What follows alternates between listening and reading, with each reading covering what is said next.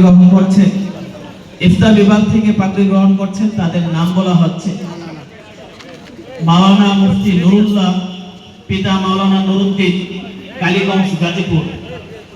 দ্বিতীয় মাওলানা মুফতি মতিউর রহমান, পিতা মোহাম্মদ রফিকুল ইসলাম, নাটোর। মাওলানা মুফতি উমর হুসাইন, পিতা মোহাম্মদ হুমায়ুন কবির, টঙ্গী, গাজীপুর।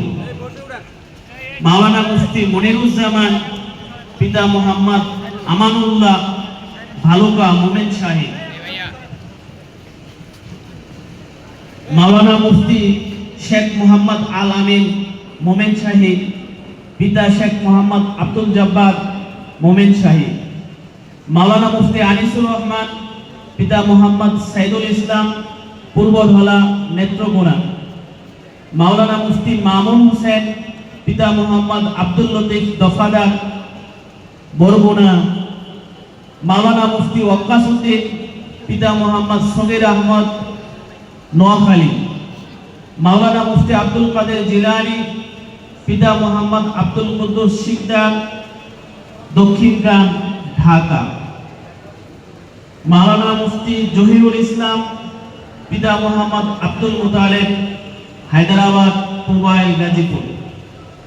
মাওলানা মুফতি জামিল আহমদ, পিতা মাওলানা নজির আহমদ, দত্তপাড়া, টঙ্গী, গাজীপুর।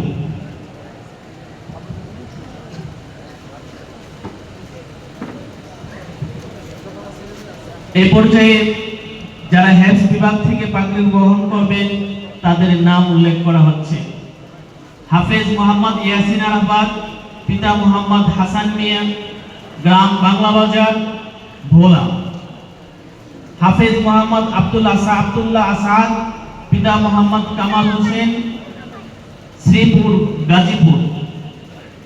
হাফেজ মোহাম্মদ জিহাদ আনসারী, পিতা মোহাম্মদ জাহাঙ্গীর হুসাইন, টেকপাড়া, টঙ্গী, গাজীপুর।